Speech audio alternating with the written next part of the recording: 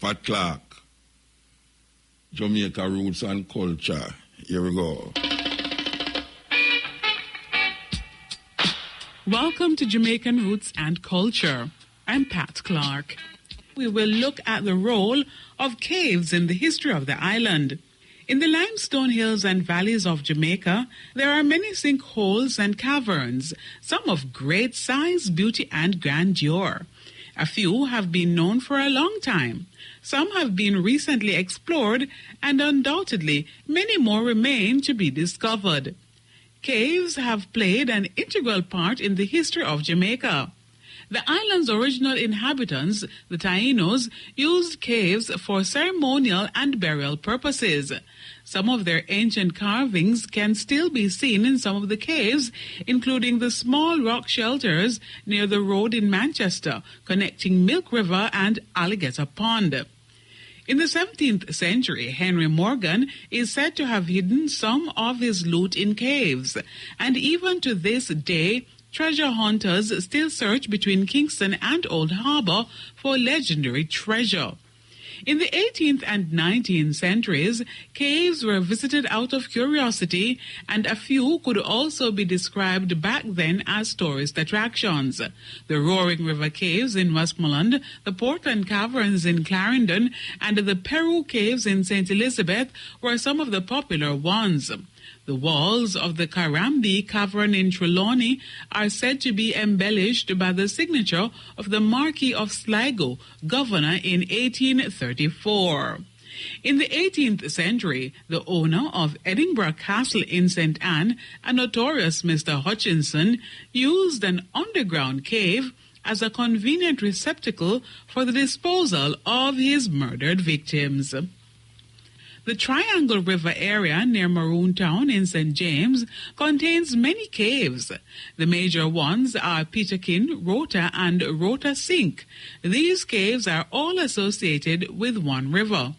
Peterkin, the upstream cave, is notable for its grand and imposing entrance at the base of a cliff. Rota is a long tunnel traversed through by a river which disappears close to the entrance and is next seen at the bottom at Rota Sink. 7 miles to the east of Deeside is the Windsor Cave, which was once the course of the eastern branch of the Martha Brae River. This cave has an impressive first section consisting of a huge vaulted tunnel which later gives way to a small glade in the Cockpit country. Over in the parish of Manchester, several caves can be found near the emergence of the Coffee or One-Eye River at Octombeddy. The best of these caves is the Princess Alice Cave, first explored by the Caving Club in 1958. An easy descent through a hole leads to the stream bed. Quashie River Caves are among the most magnificent caves in the island. These contain 2 waterfalls, which are between 70 and 100 feet high. These caves are ranked with the finest in Europe, but are not for the faint-hearted or the inexperienced. The arid Hellshire Hills are among the least toured parts of Jamaica. Covered in low, dense shrub, the area extends for around 100 square miles west of Kingston. About 500 to 1,000 years ago, the forbidding landscape was home to the Arawak Indians and later to the runaway slaves. These days, the only inhabitants are the migrant birds, a few conies, and a handful of Jamaican iguanas. Low rainfall and unwelcoming limestone terrain have deterred people from settling in the Hellshire region. Hellshire is not a bad place to hike if you're interested in seeing one of the island's genuine wilderness zones. But please don't try it on your own because it's easy to get lost on such a hike. The eastern edge of the Hellshire Hills is marked by a series of lovely coves and beaches. The road south through Portmore hits the coast beside the Great Salt Pond, an old Taino fishing pond, and continues to Fort Charles Beach. Beyond the beaches, the road leads south to the intriguing Two Sisters Cave.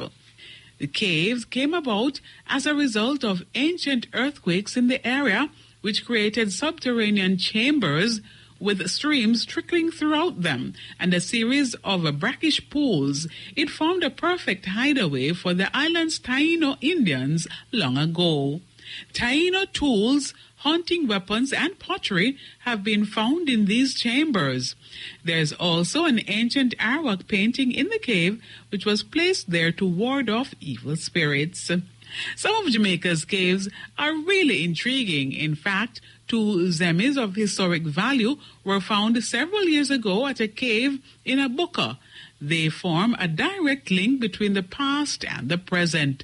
So just think of it. The next time you step into a cave, it can be seen as a journey into the past. After all, you never know who might have entered the threshold long ago. And now, to end Jamaican roots and culture, here is a wise quotation from the Black diaspora. The cost of liberty is less than the price of repression. W.E.B. Du Bois. For Jamaican Roots and Culture, I'm Pat Clark. So we see